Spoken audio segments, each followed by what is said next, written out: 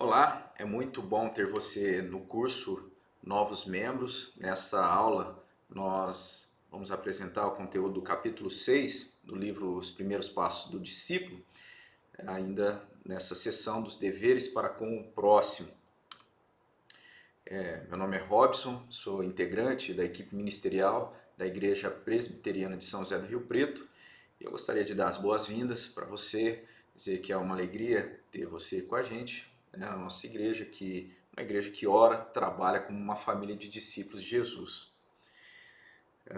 Então, os 10 mandamentos, nós já olhamos essa primeira parte dos 10 mandamentos, dos deveres para com Deus, primeiro, segundo, terceiro e quarto mandamento, e depois, na segunda tábua da lei, os deveres para com o próximo, quinto, sexto, sétimo, oitavo e nono mandamento. Hoje nós estaremos olhando então para o 10º mandamento. 10º mandamento: não cobiçarás a casa do teu próximo, não cobiçarás a mulher do teu próximo, nem o seu servo, nem a sua serva, nem o seu boi, nem o seu jumento, nem coisa alguma que pertença ao seu próximo. Êxodo capítulo 20, versículo 17. O último, então, pecado focalizado é a cobiça. E o bom observador notará que os 6 últimos mandamentos são interligados. Pela cobiça, os homens desonram os pais, matam, adulteram, furtam e mentem. Ou seja, desonram os pais, caem no mandamento de não matar, no mandamento de não adulterar, no mandamento para não furtar e também do falso testemunho. E agora não é diferente quando nós olhamos para esse 10º mandamento. Então, cobiçar é muito mais do que querer. É um querer sem freios, é querer caprichosamente aquilo que está à minha volta. E na verdade o que acontece é que aquilo que a ideia seria de que tudo ali, que está à nossa volta deveria se dobrar ao nosso desejo imediatamente. E é a espécie do sentimento assim de se ansiar desastrosamente, aquele pensamento: eu vou obter isso, nem que me destrua ou que destrua a outros no processo.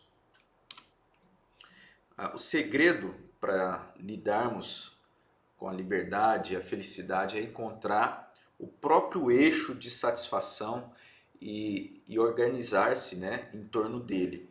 Os mandamentos, eles afirmam que esse eixo é o próprio Deus, é a própria vontade de Deus. Então, nós devemos encontrar o nosso eixo em Deus, para que a gente viva realmente desfrutando da verdadeira felicidade, da verdadeira liberdade.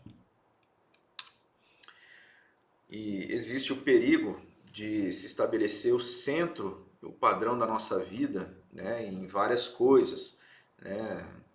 Por exemplo, no carro que está sendo mostrado, no estilo de vida de uma celebridade, numa casa nova, ou ainda de se determinar um patamar de lucratividade em uma carteira de ações, numa roupa sofisticada, nas últimas novidades tecnológicas, no pensamento de obter mais dinheiro, poder, e a lista poderia continuar aí de forma interminável. E o fato é que a gente lida com essas propostas e muitas vezes tudo isso fertiliza o nosso egoísmo e assim acontece de darmos à luz a esse pecado da cobiça. E a gente tem também muitos textos que vão estar assim orientando com relação a isso. Gostaria só de ler aí a carta de Tiago, no capítulo 1, verso 13 a 16. Esse texto se encontra também transcrito na nossa lição, capítulo 6, no nosso livro texto. Se você quiser acompanhar a leitura de Tiago, versículo 13, verso 16, está na página 26. Diz assim: ninguém ao ser tentado diga, sou tentado por Deus, porque Deus não pode ser tentado pelo mal e ele mesmo a ninguém tenta. Ao contrário, cada um é tentado pela sua própria cobiça, quando esta o atrai e seduz. Então, a cobiça, depois de haver concebido, dá à luz o pecado. E o pecado, uma vez consumado, gera a morte. Não vos enganeis, meus amados irmãos. Então, uma palavra bem direta com relação a isso. O 10º mandamento, então, ele vai mostrar, né, e aponta para a raiz dos demais pecados, né, a cobiça do coração. Por esse mandamento, somos constrangidos a questionar a origem das nossas próprias motivações, né, e a origem das nossas ações. E um texto que vai nos chamar com relação a isso é a palavra no próprio Senhor Jesus, registrado no Evangelho de Marcos, no capítulo 7, versículo 21 e 22, também está aí no livro, o texto da palavra de Deus transcrita no livro. Então, Marcos capítulo 7, 21 e 22, porque de dentro do coração dos homens é que procedem os maus desígnios, a prostituição, os furtos, os homicídios, os adultérios, a avareza, as malícias, o dolo, a lasciva, a inveja, a blasfêmia, a soberba, a loucura. Enfim, aquilo que está ali no coração, né? Da onde flui as motivações. A palavra de Deus vai chamar a nós cuidarmos, então, a respeito disso, das motivações, daquilo que está no coração. Olhando mais uma vez para o Catecismo de Heidelberg, a pergunta 113, o que Deus exige no 10º mandamento?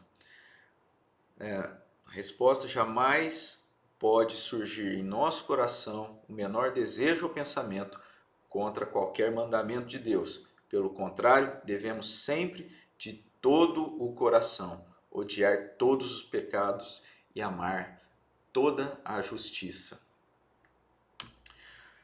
Um resumo dos 10 mandamentos nós temos na palavra de Deus, são as palavras de Jesus registradas em Mateus, no Evangelho de Mateus, capítulo 22, versículo 37 a 40, que diz: respondeu-lhe Jesus, amarás o Senhor teu Deus de todo o teu coração, de toda a tua alma, de todo o teu entendimento. Este é o grande primeiro mandamento. O segundo, semelhante a este, é: amarás o teu próximo como a ti mesmo. Desses 2 mandamentos dependem toda a lei e os profetas. Cumpre perfeitamente a vontade divina aquele que confirma seu amor puro a Deus e ao próximo em todos os seus sentimentos, motivações, atitudes e comportamentos. Mas aí surge essa questão, e aí eu chamo a sua atenção para refletir comigo a respeito disso. Alguém cumpre toda a lei de Deus? Alguém consegue, de forma completamente, corresponder e obedecer perfeitamente toda a lei de Deus? O que vimos até aqui? Que o 10º mandamento requer um coração absolutamente livre da cobiça. De acordo com Jesus, né, no resumo dos 10 mandamentos do Decálogo, temos de amar com perfeição a Deus e ao próximo. E aí no próximo segmento dessa aula, nós estaremos verificando se isso é possível. E também iremos compreender a finalidade, né, dos 10 mandamentos para a nossa salvação. Espero encontrar você lá.